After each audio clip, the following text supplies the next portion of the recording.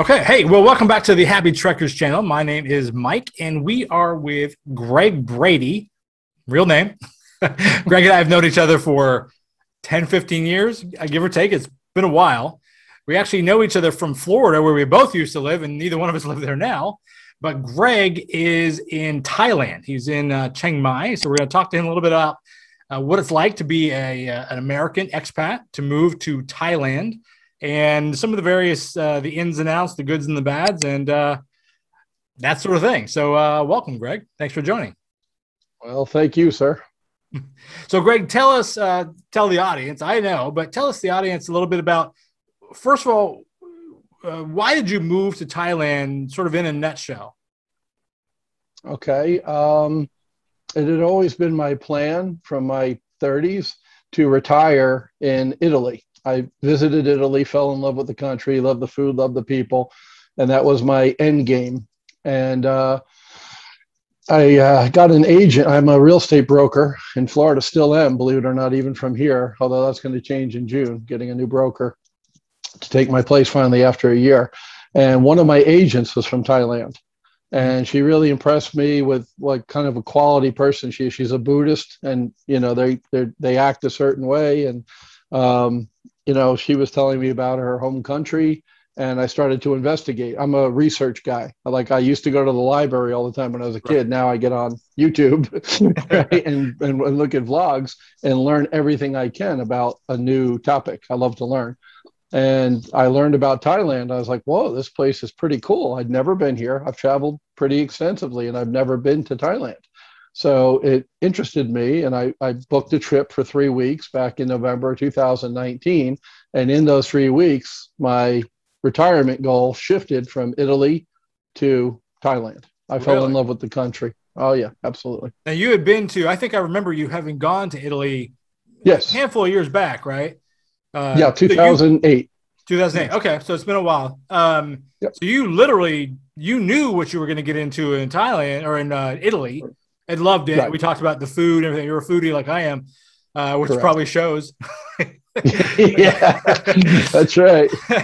But so you really knew what you were getting into in Italy, and even yes. with that, you're 3 weeks in Thailand. You're like, done. I'm going to go to Thailand. Right. Exactly. Wow. Okay.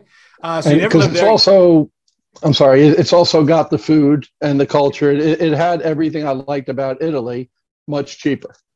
Well, that's true. So let's talk about that a little bit. It is cheaper. Was that sort of the overriding decision or factor? Versus, because like you said, it has culture, it has food, very different than you and I are used to, being Americans with sort of a Western culture, which I'm sure has its own appeal. Was that uniqueness and the expense that combined? Correct. Yeah. What happened was I was flipping houses at the time, 2015 to 2019.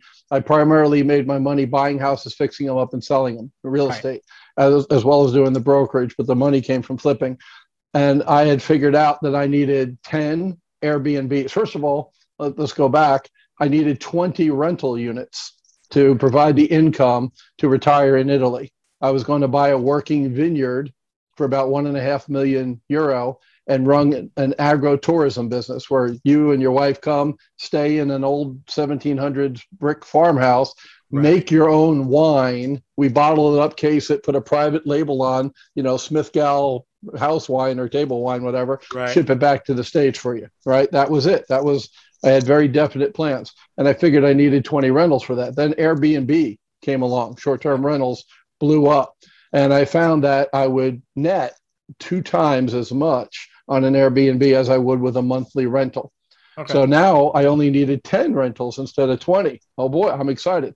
Came to Thailand in November of 2019 with 7 Airbnbs already, working my plan, and said, I've got enough. All of a sudden, just by deciding to move to Thailand, which I love just as much as Holland, Greece, Italy, my favorite 3 places. I love Thailand, shot right up into that conversation, but the cost of living is dirt cheap. So now it accelerated my retirement and let me retire at 56 instead of 60, 62, 65, however long it would have taken me to get 10 Airbnbs up and running. Now that you're in Thailand, and obviously not flipping homes back in the United States, other than maybe ones you're still holding on to and dispositioning, What are you living off of that income, or do you have an additional income source since moving to Thailand? So I sold all my Airbnbs and I kept only my house that I had lived in because I was renovating that, getting it ready to sell, and one rental that was going to be a Section 8 HUD housing rental. Right. Those are the two properties I kept. As of last week, I've sold both of those. So I now own 0 property in America. Okay. So what are you doing now in Thailand? And are you working in Thailand or earning an income? Down here in Chiang Mai, I met a guy who has a motorcycle rental business, and he introduced me to dealer auctions. And here, the wild, wild west, Thailand, very little regulation. That you don't require a dealer license. Anybody can show up with cash at the dealer auctions and buy cars and motorcycles and trucks at wholesale prices. So that's what I started here. Now, with the money coming in from selling the Airbnbs, everything is half price because of the lockdowns and COVID. Right. Prices are half of what they used to be. Mm-hmm. So I'm going to be buying condos in the resort areas, Phuket, Pattaya, Bangkok, the capital, because I know they're going to be worth twice as much after the lockdown mess is over and restrictions lift and they open up the country, which most people are estimating will happen in the last quarter of this year. So I'm going to double my money and make good income by Airbnb-ing luxury beachfront condos here. Right. Okay. I'm going to put this off a bit, but we want to get into the expenses because that's obviously what we're talking about. How much money you're making. That's a personal question, but how much it takes to live there. But let me ask you this: in your opinion, how much would it take to move there? Not how much you had, but how much do you think someone either should have in savings and or income, or perhaps both? However you want to look at it. That's a great question, and it's actually the most popular question asked of YouTube vloggers who are in Thailand. Right. And the answer that the honest ones give, or the ones who have thought it out, is it depends. And that's not a popular answer because that doesn't really answer the question, but let me explain. There are condos here for 1,500 baht a month. That's $50 US. You can live with 4 walls and AC, and hot water, which is a thing in Thailand. A lot of Thai people don't have the hot water heaters, the instant hot water heaters. They don't. Yeah, they use a barrel and a bucket, like the Philippines. I know you're familiar with the Philippines. Right, a lot of them use a bucket with water. That's their shower. So we're talking about Western amenities like AC and a hot water heater, instant on hot water heater, for $50 a month. Now, would you and I live there? No. You and Mary Jane, a couple, live there? No. It's too small. It's not a great neighborhood. The building's older, maybe not maintained that well, et cetera, et cetera. Then you've got the Neiman area, Neiman Hayman Road, which is the trendy, remember 5 Points in Jacksonville, like the San Marco, the destination, nice little shops, artsy. You're right, exactly. Right. So the Neiman area is high end, and you can pay $50,000 a month, which is like $1,600, $1,800 a month in rent for a condo in Neiman area. So what do you want to spend, $50 or $1,700, $1,800, and in the middle? Okay, so this place behind me is 333 square feet. It's got a beautiful, luxurious pool, the biggest damn pool I've ever seen in my life, a gym, 24-hour security, elevators, key card access for safety and, for single people and stuff. Amazing place. I pay $255 a month. So that's what I was talking about, being able to retire early because the cost of living is so low here. So what's it cost to live here and move here? It depends. Do you want to live in a small place, not in a trendy area, but still right next to a huge mall and centrally located? Do you want to live the absolute dirt cheapest you can for $50 a month? Right. There's a lady who cleans my condo for me once a month, 200 baht. That's $7 to clean for 2 or 3 hours. She's cheerful. She's happy. She's thankful for the 200 baht because she can live for a week on that, And I'm going to actually have her do a video for my channel on what it costs her to live for a day. Way cheaper than it costs me. She shops exclusively at the markets. Neighborhood markets are all over the place, and you can buy vegetables and noodles and rice and everything you need, some fish, some ground pork, to make your own. Right. There's a very popular dish here called Thai kapow, which is basil, holy basil, Thai basil, and minced pork and rice. A lot of Thais eat that every day. And you're talking 15 or 20 baht, like 66 cents to make that meal, from the market. Right. So you can eat that way. Or you can go to Rimping, which is the Farang exclusive Western foreigner supermarket, and spend 2,000 or 3,000 baht, $60 to $100 on just a few groceries, because it's very expensive to get imported food here. So and Farang means foreigner, right? That's the word they use for foreigner. Okay. Correct. Not from Thailand. And what's interesting is a lot of people assume it means, Americans or white people. It's not like that. Japanese are Farang too, because they're not from Thailand. Right. Right. Just not native Thai. Correct. So $250 a month, which is less than people's car payment for the most part. Yes. I mean, it's hard to buy a car for $250. I mean, certainly not a brand new car. I don't think there's a brand new car out there that would be less than $250 a month on a normal payments, right? Correct. So you say that, and it sounds impossible, quite frankly. You hear that number, but I've seen your place, and I'm going to put a link up in the description to your channel, because you have some different videos of your area. And you're right, your condo looks fantastic. Now, I'm married. You're not at the moment. So yours is probably a little small for me, but for a single person, you never know with your future. Who knows how to go. But for 300 something square feet, which is not very big, obviously, but you're only paying $250. So hell, if you triple that or even quadruple that, you're still paying less than an average apartment in the United States. And I imagine it's not sort of a one-to-one. So if you double that, you're not getting now 600 square. You can start to get some really big, very luxurious for $1,000 a month, which again, for most of the people watching this video, is probably less than their apartment and probably much less than their home. It certainly is for me. I live in California. My apartment, which is actually considered cheap, is $2,100. I mean, it's more expensive than my home, my mortgage that I pay in Florida, but it's $2,100. I mean, I can't imagine what I could get in Chiang Mai for $2,100. I guess I could live at the King's Palace. I don't know. It's a lot of palace, money. absolutely. Not the King's Palace, but a palace. Yeah. They call them villas here. I call them McMansions because they all look alike, and a plop, plop, plop. You can get a 2,500 square foot, 3,000 square foot gated villa, 3-4 bedrooms, with a private pool, which is a big deal here to have your own pool. Where that number you mentioned, $1,000, is 31,000 baht all day and all night. Next year, when my lease comes up here in March of 2022, I'm moving to a villa. I need more space. Even me, single, I need more space.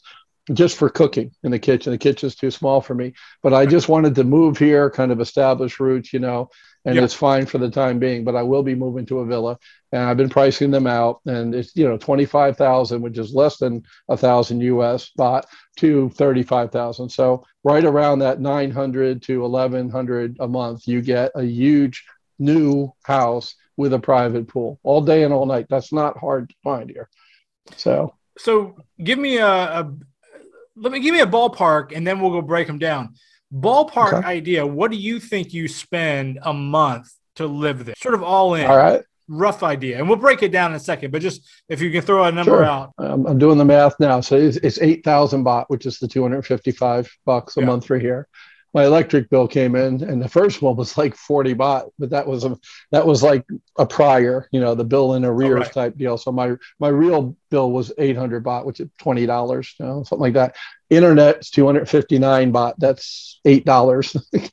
That's fast internet, right? Yeah, that's super fast for my phone and the apartment. Right. Yeah, it's crazy. I stream TV, Android TV. I watch American movies and TV, and it's super fast. I have no buffering issues whatsoever for $8 a month. So 250 plus let's say 800 for the electric. I'm adding it up in my head. I would say I'm living on $600 a month here.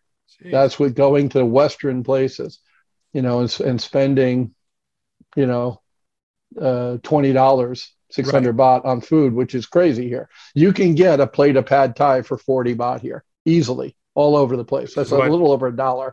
Yeah, a little over $1, like $1.20 for a big plate of pad thai. Yeah. In the States, I paid $12 to $16 for that same plate of food. Right, for sure. So, yeah. Right. So for yours, you said what, $600, give or take? Yeah, $600 is 20,000 baht. Relative to your, I'm sorry, relative to your lifestyle back in Florida, and obviously people don't know you, but I do. But you had a nice house, you had a BMW. You know, you and I would go out to lunch. Everything was normal. You didn't have an extravagant lifestyle, but you certainly didn't live a low income lifestyle. And I'm not talking about necessarily the income specifically, but just the things that you did. I mean, you had a room full of guitars and amps and all that sort of stuff. So again, you live like an average 50-something-year-old guy that wasn't married, but you had a girlfriend here and there over the time I've known you. So you weren't scrimping by, and again, you weren't driving a Ferrari, but you had a middle class, nice life. Yeah. Relative to that life, are you in the same general? I mean, your house is smaller, obviously, than it was back in Florida, but relative to your lifestyle, do you feel like you've compromised that? Is it relatively the same feel for $600, or tell me what about that? Everything's the same except the housing. As I said, I purposely downsized to this condo. That's not really me. I'm living here. It's beautiful, luxury, but I will move to the 30,000 baht villa next year. That will be me in Florida. I'll have the same exact lifestyle, same sized house with the private pool, and everything will be the same. Much cheaper than I was paying in Florida. And you mentioned the Beamer. It's one of my favorite cars. I love that car. I have a truck here, Ford Ranger. I bought at the wholesale auction, $10,000, 2018 with 5,000 miles on it. It's like a brand new truck, black, beautiful truck. 25 grand here for sure. Yeah, exactly. So, like I said, the prices are what let me retire early. But absolutely, other than this place, which I chose for a reason, and it's only for 12 months, it's temporary. Everything else in my lifestyle is the same. I am not giving anything up by moving here. I'm enjoying the same exact lifestyle and variety of food, which is why it's 20,000 baht a month and not 10,000 baht a month. You can easily live here for $300 a month, but I choose not to. I don't need to. Right. You're not a college kid trying to backpack through the world. And that's, we see this a lot in the bloggers. And it's not their fault. I mean, if I was 22 years old, what do I need? I mean, I'm going to go get some beer and try to find some girls and you know, what do I need? But we're not 22 years old anymore. We're 50-something years old now. And I think some of the people watching this are thinking, okay, I'm in this same boat. I'm in the same age range. Or they're thinking, well, maybe when I get a few more years under my belt in terms of 401ks or some investments, I might want to take an early retirement, 55, 60, but I don't want to live like a 22-year-old because we're not. And that's, I think, is the point. You're not living like in a hostile, in a hostile environment. I was about to say, I'll never spend a night in a shared room, you know, with exactly. That's just nothing wrong with it. For all you hard-bodied, beautiful 22-year-old kids out there, have at it. I wish I had done it. I didn't, but I was so envious of you. But we're not in that spot. And there's a lot of people not in that spot because they've got wife and kids and mortgages and jobs. But at some point, they do like you, and they're like, okay, I'm going to change the way the rest of my life goes. I'm going to make a big change, and it's just not moving across town. I'm going to move, in your case, across the world and just try it, right? Okay. So let's switch gears again. And just incidentally, we are talking to Greg Brady. He's a friend of mine that now lives in Chiang Mai, Thailand. So, Greg, let's talk about sort of the things you think about. So now you've been there for a year, as you said. What are your top, say, 3, 4, 5 surprises that you were not expecting, good or bad? The government here, like the government in America, makes some curious decisions. Dealing with DMV, and they call it the Land Transport Office here, same as DMV. They're not very motivated. It's not uncommon when you're dealing with immigration, you know, government or DMV here, to spend the better part of a day, 4, 5 hours to do a simple transaction. And don't be surprised if you have to go back and make multiple trips. I had to make 3-4 trips just to do a simple transfer tag on the 2 motorcycles I bought and the truck. Yeah, I still don't have a plate. That's not just because you're American. That's correct. Everyone would do. Yes. Wow. I still don't have my plate. I bought the truck back in early March. It's May, end of May, and I still don't have a license plate. I've put 1,000 kilometers on that truck. Nobody stopped me. So honest to God, I haven't had a lot of surprises because I did tons of research online. Okay. And I'm about to say that you would think people would do that, but that's actually not the case at all.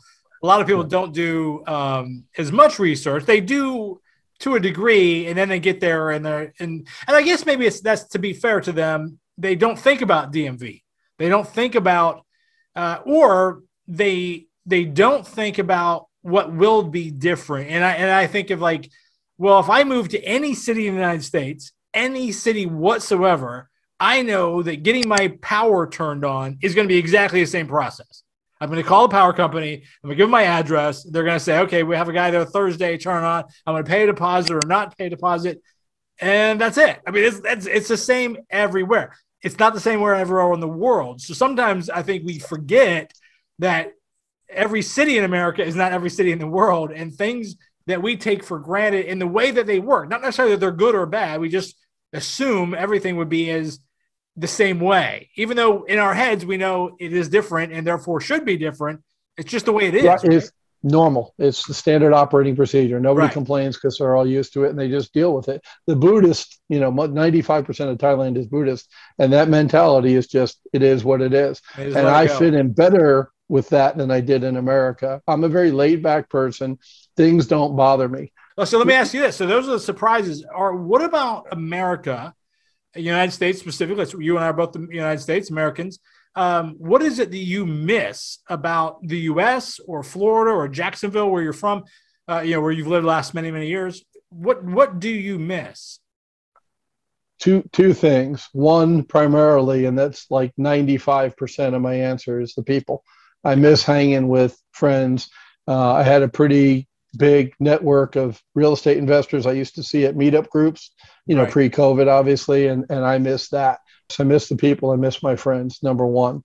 Then there's a few small items. When I was in Pai, there was a lot of things I couldn't buy because it was a little tourist town. Chiang Mai is like Chicago. So there really isn't too much you can't buy here. Fruit pies, Hostess, apple pie, cherry pie. They're not here. They have all kinds of weird steamed buns with pork, and that's a dessert. Yeah. And, like puffy buns, like Chinese style desserts, which is not American style desserts or snacks. So that's my second thing, but that's very small. Like I said, that's maybe 5%, because once I moved to Chiang Mai, the Western food is here, the Western restaurants. Ranch dressing. I couldn't get ranch dressing in Pai. I couldn't get lemons in Pai. I couldn't get dill in Pai. I couldn't get lamb in Pai. But all that is in Chiang Mai, no problem. Okay. So that was a big deal moving to the city, because there's really, very few items you can't get, but there's still a few I can't. So liquid smoke, things like I just took for granted and had in my pantry all the time. Right. And if I ran out, I could go to Publix 5 minutes away and pick up, no problem. So other than those handful of food related sort of things, the people, and I think it's probably the most obvious. Everybody's going to miss their family, friends, and yada yada. What do you've not been back, I think, since you moved there, right? And I don't plan to. If I have to go back for business or something, like I sold my house that I used to live in. Finally, it took 2 years, but I got it done. And now I'm in the process of transferring the money over to buy condos here, as I mentioned. And at one point, it looked like I was going to have to fly back to the States to authorize the transfers, the wire transfers, international wire transfers. But I didn't have to. So thank God. I don't want to go back. There's nothing there for me other than my friends. Right. And you keep in touch with them, I assume, like you and I do, Facebook. Facebook Messenger, Line, which is a very popular app, like Skype or WhatsApp. Line app is big in Southeast Asia. So a lot of my friends have Line, and I call them on there. Facebook Messenger, email, you know. So it's not quite the same as physically being there, but I mean, I live in California now, and other than my wife and just a few people that I've worked with here, I don't have any family here. So I might as well be 13,000 miles away. I'm 3,000 miles away from Florida where my family is. So it's really not much different than a lot of people are. So I think it bridges that gap. I mean, it's workable. And like you said, if there's nothing else really compelling to get you back here, then why that's sufficient, right? It satisfies that need to talk to, like you and I have conversations frequently, and it satisfies that we still maintain a friendship any more than we would if you were in Florida and I was still in California. We'd be doing the same thing. So, so that kind of answers my next question, which was, do you see yourself in 5 years? Well, actually, it doesn't. Will you be there in 5 years, or just not? I'm going to be here till I die. This is it. This is my final Chiang Mai, place. You think? Yeah, I like Chiang Mai as a base. As I mentioned, Chicago. So Bangkok is New York City. And while it's a great place to visit, you don't want to live in New York City, especially now, right? So Chicago, which you lived in for a while, is a great city. It's big. It's got everything you need, but it's kind of clean. It's not as congested, not as dirty as New York, right? So I agree. New Yorkers will probably fight me on that, but it's true. It's absolutely true. I grew up in Jersey. I know New York. Yeah. So Chicago is way better than Jacksonville. Big town, little town, right? You feel stifled in Jacksonville, right? I like Jacksonville, but I would rather live in Chicago. Big city, but clean city. So Chicago is better than New York because it's cleaner, less smog, less traffic, less that, and it's also better than Jacksonville. That's Chiang Mai. Okay. Well, that's perfect. So let me ask you this then, as we wrap up. I'm going to ask you two questions. So the first is, any words of warning before someone decides to, or if someone's just they're thinking, I want to get out of America for whatever the reasons are, what would you warn them to either avoid or warn them to do? Like you said, research, something along that line. What are the two things they should be thinking about not doing, or not, getting out of their head, and, or maybe they should be thinking about doing to prepare for that, even if it's just philosophically and conceptually? What should they be doing? Number one, research. If they're on your channel a year from now and you ask them, what are your surprises? And they go on for 30 minutes, that's their problem. They didn't research enough. The bugs up in, the heat, this way things are slow. If you're frustrated by that, don't come. Number one. Number two, try it before you buy it. Absolutely, positively, 1000% visit like I did for 3 weeks, a month. The longer, the better. Visit where you plan to live, try it out for a little bit and see how it goes for you. Because like we talked about, the cost of living is different for every person, and the lifestyle, I'm living the same one basically I did in Florida. You got to come here and see if the adjustments to your lifestyle are acceptable to you. That's going to be different from me. It's going to be different from you. I think that's it. That's a really good conversation with you, Greg. I think we've learned quite a bit. Any final thoughts about Thailand in general? Any you want to pump it up a little bit? And also, you have a channel, a YouTube channel as well. What's the name of your YouTube channel? Great White Buddha. Of course. Yes, a self-descriptive. Fitting name for you. Great name. Yeah. There's actually a statue up on a mountain of a great white Buddha, like a giant white Buddha up on the mountain in Pai. That's where I got the name from. And yeah, pumping up Thailand. Once again, your mileage may vary. It's a very personal thing. Religion, politics, it's a personal thing. So you might not feel the same way about it that I do, but I would come and try it and see if you do. The people are warm and friendly, and it's normal and it's natural and it's organic. The food is amazing. If you love Thai food, and you can get Western food here, like I said, in Chiang Mai, you can go for Italian, you can go for Mexican, just like you do in the States. The prices are cheaper so that you can retire faster, like I did. It can accelerate your goal of retirement because it costs less to live here. People tend to think of Thailand as third world. It is absolutely not. I mean, the healthcare, the options, the quality of life. I mean, I paid my water bill last night by scanning on my online banking app and scanning the barcode, and it knew who I was. And, I mean, it's not third world. It's got great infrastructure, great Wi-Fi. Like I said, my Wi-Fi is smoking hot. I'm watching American movies and TVs, real time, whatever, streaming. It's not what people think. It's not backwards at all. And the Thai people are what make it worth coming. The food and the people make it a destination, once again, for me. Right. No, that sounds like a ringing endorsement. Again, thanks, Greg. I really appreciate talking to you about this. I've always enjoyed talking to you about Thailand. Very jealous. Maybe this year, if everything's calming down, I can get the chance to come over there for a couple of weeks. I will come at some point. I'd love for it to be this year or maybe middle of next year by some point, because I every time I talk to you about this, I get very excited. I want to see what you see. So we'll do that soon. But thanks, Absolutely. My friend. I appreciate talking to you. Have a good rest of your morning, I guess it still is, right? Yeah, it's morning. It's 10:30 in the morning here. All right. Fantastic. On Tuesday, Wednesday. Tuesday. I lose track of the days. Honestly, I don't know. Not the worst problem to have, man. No. All right, brother. I'll talk to you later. Take care. All right, take care. I really hope you liked that video. Let us know what you thought. Have you ever thought about moving out of the country? Where would you want to go? Don't forget to like and subscribe to the channel, and make sure you ring the bell so you'll be notified every time we post a new video.